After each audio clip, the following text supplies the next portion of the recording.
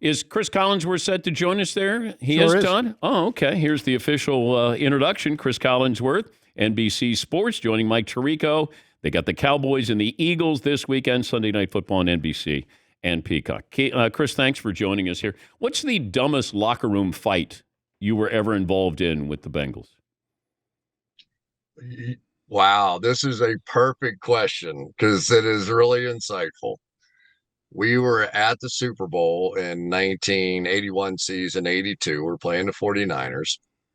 We got stuck in the presidential motorcade going to the game.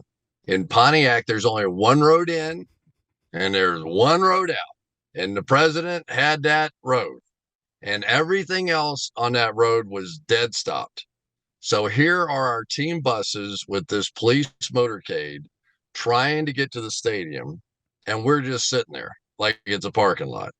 We finally get to the stadium. Now, usually you're there 3.5 hours beforehand. You got to get taped. You got to get, dressed, and pregame warm-ups an hour before, right? It's the whole thing. We got to the stadium for the Super Bowl about an hour and 45 minutes before kickoff, and people are losing their minds. And there was a knockdown, drag out fight between two of my teammates over who was going to get taped first. The table went flying over. I was thinking this is either going to be the greatest start to a Super Bowl, and I'm going to tell this story on every single show that I'm on for the rest of my life, or this is going to be, we're going to go out and be down 20-0 in the first half. We were down 20-0 in the first half. That's exactly what happened. Have you ever told that story before? I've told it over a few drinks here and there, But did the Niners get caught in traffic? I don't know. They were probably in the presidential motorcade. They had all the superstars over there. Joe Montana and, those guys, Bill Walsh, they knew everybody. All right, couple things. If you're the Eagles, are you preparing for Dak Prescott Sunday night?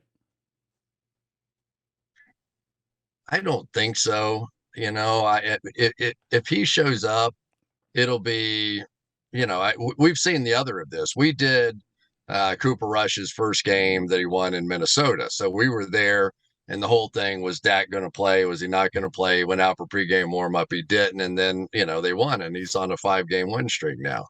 So I would be surprised at this point, to some extent, because nobody likes to kill a win streak anyway. And that was my question going into it. Is an 85% Dak Prescott worth taking Cooper Rush out of the lineup? And I would guess probably no, especially given how Dak got the job, right? From Tony Romo. And he was on an 8-game heater where they had won all those games in a row, and then they didn't take him out.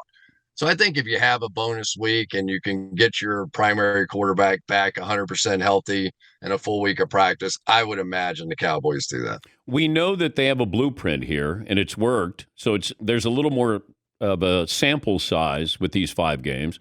They run the football. They play good defense. Now, when Dak comes back, what's the game plan, and does it change? I think that's a really great question, because I don't know. I mean, this defense may be that good, right? They may be that good. Wait till you watch them on Sunday night, right? And I'll be working this over pretty good. They fly around the ball. They only play limited numbers of snaps, and they play a ton of defensive linemen. Every single play looks like the start of the 4x100 meter, relay. It does. And they are just smoking around there. When the other team breaks a run, you'll see the far side defensive end who has no chance of getting there, turning and sprinting to the ball. I mean, sprinting to the ball. So they let them play as long as they can sprint everywhere on the field at all times. And when you've got some of the talent that they have on that football team, obviously starting with Micah Parsons and Lawrence, and this kid Dorrance Armstrong's been playing great for them. They've even got this rookie Sam Williams, who's really he played his best game of the year the other night. So when you have that kind of talent and they're unleashing the hounds, now what does that mean as far as playing the Eagles, though, right? Because the Eagles aren't going to do what Matthew Stafford did, which was sit back in the pocket and take a beating. I mean, that's not who the Eagles are. So they're going to be doing the RPOs. They're going to run a lot. Um, this might be one of those crazy NFL games that both teams run 35 times in this game. So it's don't make a mistake, don't mess it up. We've got a great running game, and then who can pop a couple of big plays in the passing game probably decides it. Talking to Chris Collinsworth Sunday night. It'll be the showdown between the Eagles and the Cowboys. What do you need to see from Jalen Hurts that maybe puts him in that category where he's a MVP candidate? Or are you already there? I think you need to see him do it in the playoffs. It's like all these guys, Okay. I mean, Patrick Mahomes, we saw do it in the playoffs, right? I mean, we've seen, all the Josh Allen, all Joe the Burrow. ones, Yeah. yeah, all the guys that got their team there. And it's significant as well because this Philadelphia Eagles team across the board, like when I was getting ready for the season this year, I just put the two lineups next to each other, and you sort of went, other than Dak probably being better than Jalen at this point in his career in preseason, then I think the Eagles have a better roster. So there is a certain thing that says, all right, well, how much do we have to pay Jalen, right? And are you going to go to 50 million? I don't know. Mm. Are we going to 40? Are we going to 30? Where is it that we're going? Because the next alternative is, do you try and go find another quarterback in the draft? And that mindset I'm starting to hear more and more and more of around the league, that if you're going to play the read option game, and especially now with all the concussion stuff coming to the fore, are you going to have a couple of those kind of guys if that's what you want to play and you want to run your quarterback? Then there's just a lot of really interesting financial considerations that go into having a guy that's going to run. And Josh Allen so far has been able to survive because he's so big. Jalen's been fantastic, and he's been throwing it a lot better. And occasionally now you'll see him sit in the pocket, read one out, and make a throw. So I think the growth that he's making throwing the football has been sort of incremental, but has been very much an uphill, an uphill climb, that he's actually learning to be the complete quarterback. And then at that point you go, all right, here's your 50 million, because he can do everything else. But I wonder why we don't have a softer landing spot, Chris, for these quarterbacks. Because if Mitchell Trubisky said, I'll take $25 million for 3 years with the Bears, is he still there? We get this next guy up is going to get this amount of money. But, if Baker Mayfield had taken less and said, look, I'll give me $25 million. But the ego gets involved with the quarterback and the agent. Therefore, it's either you get this, you get the bag, or, you get the heave-ho. Yeah, or you get Tom Brady and he works for about 50% of what he's worth, right? Yeah. So it does all come down to that. And I think that as a quarterback, it's really hard to recognize where you fit because the game's evolving. I mean, there's no question about it. Lamar Jackson was an MVP in this league. If Jalen keeps going, who knows what he could end up doing in this league. I mean, they've got three receivers that can really play, and they've been putting up numbers in the passing game. So it's possible that he gets there, but I think as a fan base, we all want to see him do it on a stage like this. Like he did it. He played in the playoffs last year, got beat by Brady. They got behind. They couldn't throw the ball well enough to make a comeback. Right now, you're going to see him in probably our highest rated game of the year on Sunday night, and playing the arch rival Dallas Cowboys. And does he rise up? And if they get behind, can he bring them from behind? I mean, it's all the same stuff that they're going to do with any quarterback that's breaking in. Josh Allen was the same way. When he first got there, he's not accurate enough to complete all the passes, and he runs too much. And then he's broken through. I think Lamar's broken through, and now we'll see whether or not Jalen can.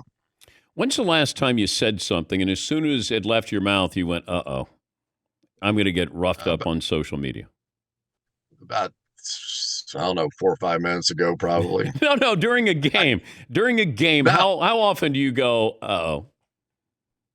Dan, I swear to you, almost every time I've been in trouble, I didn't know it till the next day. Because if you knew you were going to be in trouble, you wouldn't have said it. Right? I mean, come on. I mean, as much as you talk every single day, Yeah. right? It just, something comes out of your mouth at some point, and you go, and then somebody will say, and probably the ones that get me the most are my kids. My kids will have it ready and waiting for me the minute that I check my phone the next time. Oh. Like, you're trending.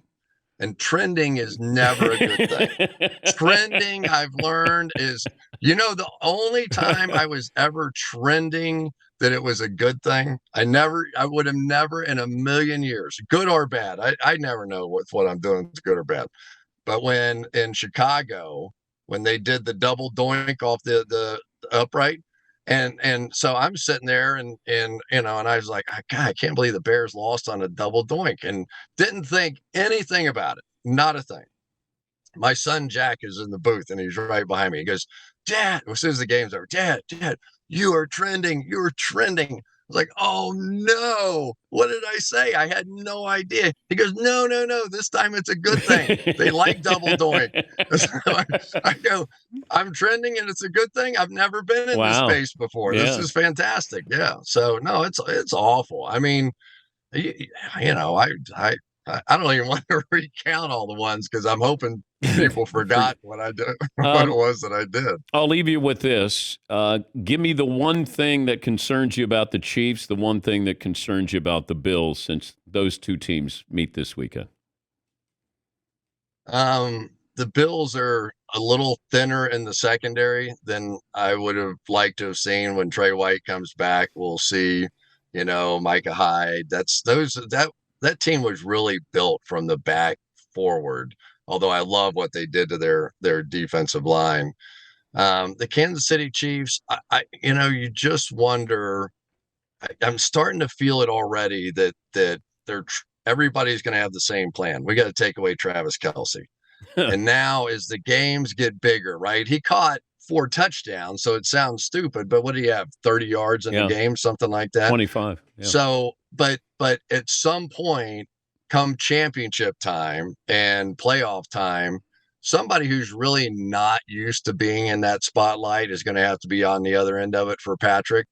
And it's just like this we were just talking about with Jalen. We may at the end of this year go, can you believe we were even talking about, could Jalen Hurts take this team over the top? And they went undefeated and destroyed the Miami Dolphins record.